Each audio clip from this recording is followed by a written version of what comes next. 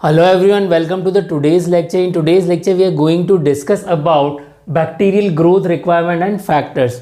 So आज हम काफ़ी दिनों बाद वापस लौट के आए हैं. Actually due to illness of corona I was not able to record the lectures. So ये लेक्चर भी मैंने कोरोना के टाइम पर ही रिकॉर्ड किया है और कुछ दिनों बाद आप लोगों के सामने ये मैं शेयर करूँगा. ओके, अभी मेरे पास जो सारे टूल्स नहीं, लैपटॉप वगैरह नहीं है, तो मैं इसको अभी रिलीज़ नहीं कर सकता. सो अब हम ये प्रयास करेंगे कि जल्दी से जल्दी आप लोगों का सिलेबस कंप्लीट करवा दें. ओके, सो यहाँ देखिए अभी हमारा जो बैक्टीरियल चैप्टर है उसमें बैक्टीरिया के ग्रोथ और स्टेनिंग से रिलेटेड मटेरियल रह रहा है और इसका कल्चर से रिलेटेड मटेरियल रह रहा है. तो जल्दी से जल्दी इसको पूरा कराने की कोशिश करेंगे. तो यहाँ पर हम डिस्कस करने वाले हैं न्यूट्रिशन. ओके, सो न्यूट्रिशन के सेक्शन को हम डिस्कस करेंगे. तो यहाँ देखिए बैक्टीरिया जो भी होता है उसको क्या न्यूट्रिशन ग्रोथ की रिक्वायरमेंट होती है. ओके, चाहे कोई सा भी लिविंग ऑर्गेनिज्म हो उसको ग्रोथ की रिक्वायरमेंट होती है. ओके, जैसे हम लोग डेली अपना फूड लेते हैं. ओके, इसी तरह से बैक्टीरिया को भी तो कुछ ना कुछ रिक्वायरमेंट होगी. ओके, तो सिमिलरली बैक्टीरिया को क्या चाहिए होता है. ओके, तो बैक्टीरिया यहाँ पर उसको क्या डिज़ायर होता है, तो कुछ उसको दो तरह के आयन्स डिज़ायर्ड होते हैं, जैसे कि मेजर आयन और ट्रेस आयन. तो इनको मेजर और माइनर हम बोल सकते हैं. क्या हम बोल सकते हैं? Major.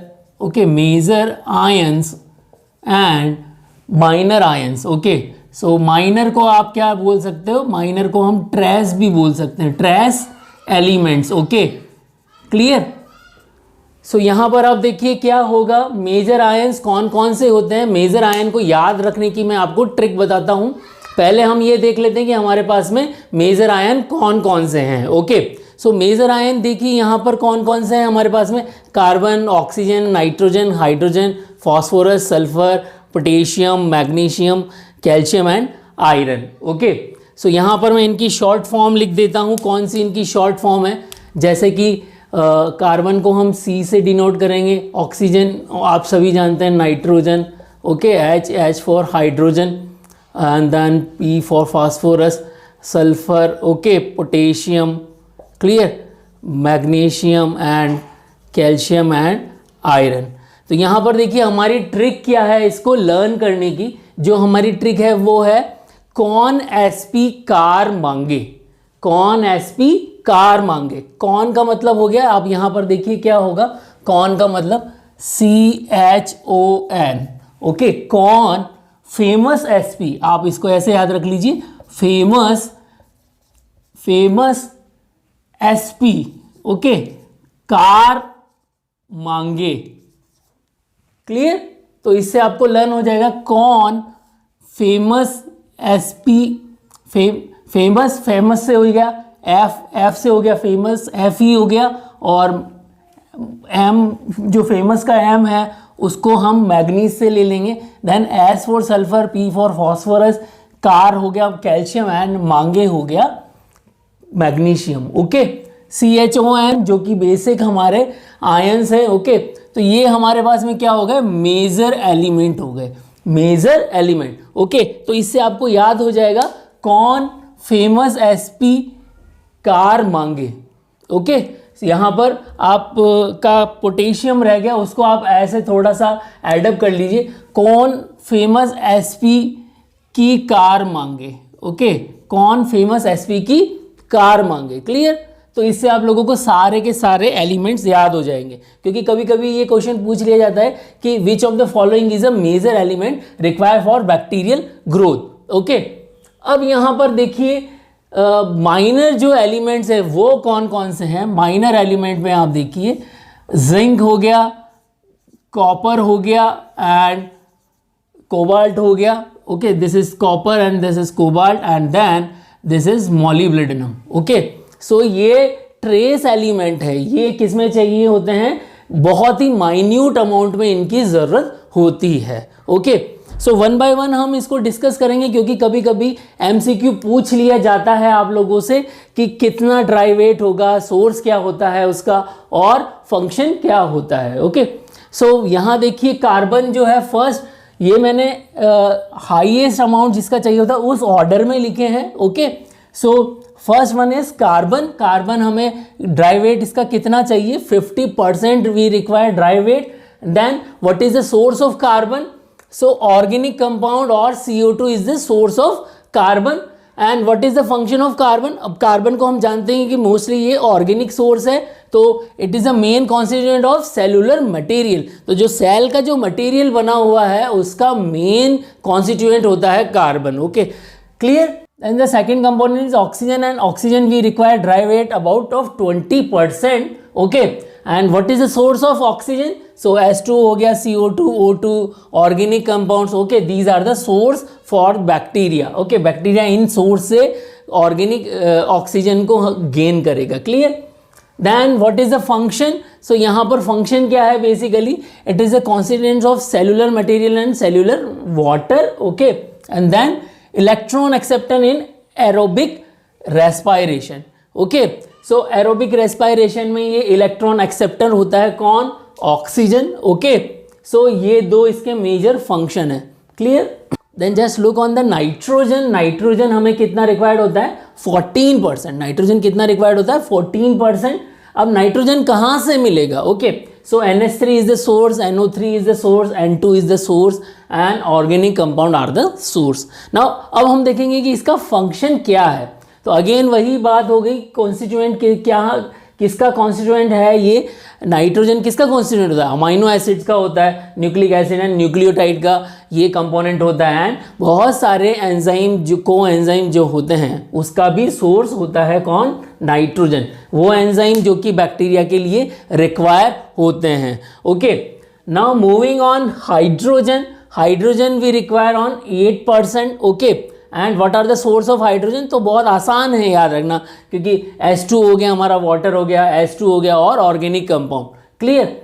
Then what are the function of hydrogen, okay, so constituents of cell water and organic compound. ठीक है, तो आपको जनरली पता है कि जो भी सेल की स्ट्रक्चर है उस स्ट्रक्चर में कहीं ना कहीं कार्बन होगा, तो उसके साथ में हाइड्रोजन तो लगा ही होगा। ओके, और सेल वाटर का फॉर्मूला आप लोगों को पता ही है, H2O, तो वहाँ पर हाइड्रोजन भी चाहिए और ऑक्सीजन भी चाहिए।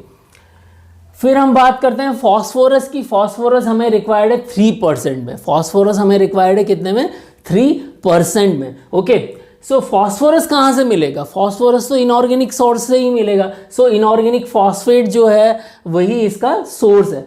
Now if you are looking on the constituents, so basically function, now if you are looking on the function, then what is the function of phosphorus, constituent of nucleic acid, nucleotide and phospholipid, LPS, lipopolysaccharide and teichoic acid। ये मैंने आप लोगों को bacteria की जो cell wall की structure थी वहाँ पर भी मैंने ग्राम पॉजिटिव और ग्राम नेगेटिव बैक्टीरिया के बारे में बताया था कि लाइपोपॉलीसैकेराइड होता है, टीकोइक एसिड होता है। Okay, and then nucleic acid, nucleotide, इसमें आपको पता ही है कि फॉस्फोरस होता ही है, एंड फॉस्फोलिपिड। तो बहुत ज़्यादा आप लोगों को ऐसा नहीं है कि इसको रटना है, ऑटोमेटिकली ये याद हो जाएगा, क्योंकि हमें पता ही है कि जैसे डीएनए की जो स्ट्रक्चर है, ओके, डीएनए की स्ट्रक्चर में कौन कौन से एलिमेंट होते हैं, तो वही आप लोगों को यहाँ पर लिखना है। Okay, now moving on the sulphur, what is the amount we needed of sulphur, basically bacteria needed for it, so 1%। Okay, अब सल्फर का सोर्स क्या है, तो सल्फर का सोर्स क्या हो गया, SO2 हो गया,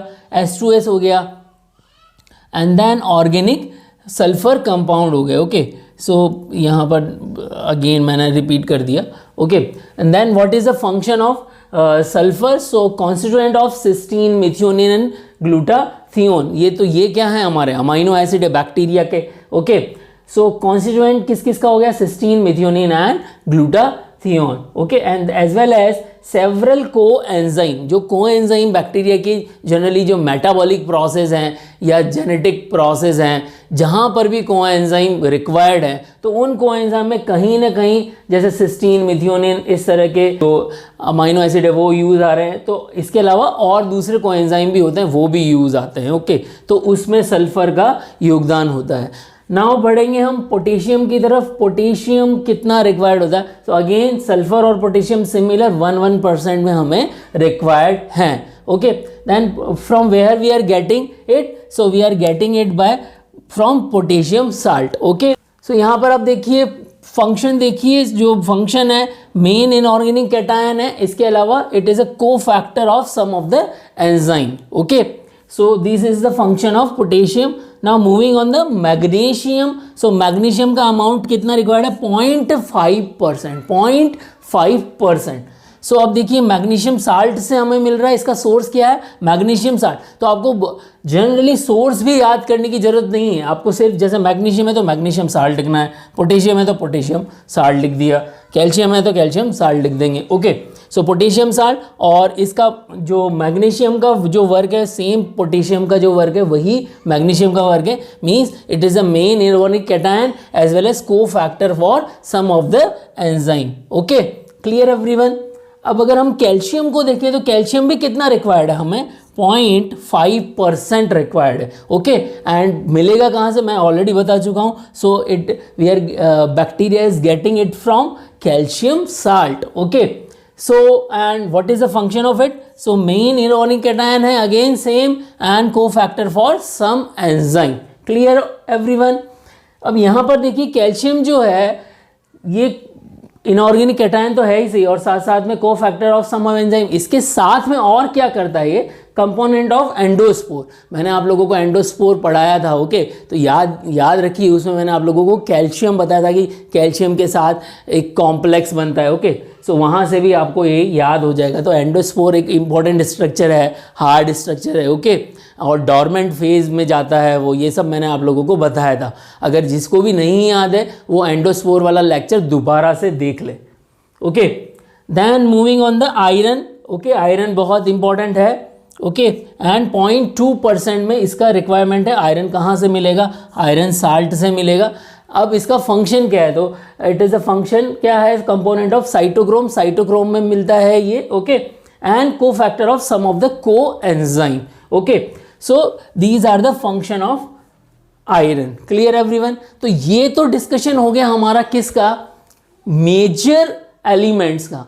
नाउ अगर हम डिस्कस करें माइनर एलिमेंट्स, तो माइनर एलिमेंट्स जनरली जो है बहुत ही कम अमाउंट में रिक्वायर्ड होते हैं, बट उनको जरूरी, अगर इनकी डिफिशियंसी होगी जैसे zinc, cobalt, copper, cobalt, molybdenum, अगर इनकी डिफिशियंसी होगी तो कुछ न कुछ बैक्टीरिया की जो स्ट्रक्चर है उसमें डिफिशियंसी रह जाएगी. ओके, सो माइनर और we can say trace element, इनको भी जरूरत होती है बैक्टीरिया को. ओके, तो इन्हीं सब अब ये जो आपने लर्न किया है यही सब आपको कहाँ काम आएगा? क्योंकि बैक्टीरिया को ये सारी चीज़ें चाहिए होती है. ओके, माइनर में ये चाहिए होता है. इसके अलावा और बैक्टीरिया को कौन से फैक्टर चाहिए होते हैं? अभी हमने ग्रोथ रिक्वायरमेंट देखा है, अभी हम फैक्टर्स डिस्कस करेंगे. फैक्टर वो फैक्टर्स होते हैं जो जहाँ पर कि बैक्टीरिया को क्या चाहिए होता है बेसिकली. तो यहाँ पर देखिए फैक्टर्स हमारे कौन कौन से हैं. Now just look in the what are the growth factors. Okay, so growth factors are what? These are some specific compounds which are also required by the bacteria for their growth. Okay, so they are some specific compound, clear, and require in a small amount. Clear? Small amount.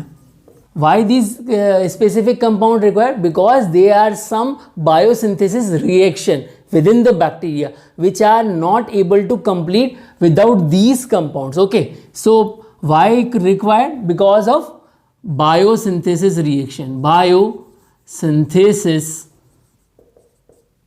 reactions. Okay, so just look here, why required? So for biosynthesis reaction. Okay everyone, so now just look at here, what are those specific compound? Purine and pyrimidine. Okay, purine and pyrimidine derivatives. Okay, so why they required? Why they required? For DNA and RNA synthesis. Okay, for DNA and RNA synthesis. Okay, then the another compound is amino acids. Okay, amino acids. Okay, so amino acids are also required by the bacteria in a small amount. And then vitamins. Okay, then vitamins. What kind of vitamins required by the bacteria? So B1, B category, vitamin B category. Okay, so B1 to B12, all these vitamins are required. Okay, and then lipoic acid. Okay, lipoic acid, clear. Biotin, these are the vitamins like folic acids. Okay, so all these vitamins are required for the specific kind of synthesis. Okay, and along with these vitamin K is also required. Okay, vitamin K is also required. Why these required? For some coenzyme synthesis. Okay, coenzyme synthesis के लिए भी ये required होता है. Okay everyone, so hopefully आपको आज का ये लेक्चर समझ में आया होगा. सो अगर आपको अच्छा लगा है तो ये सबको शेयर करें. ओके.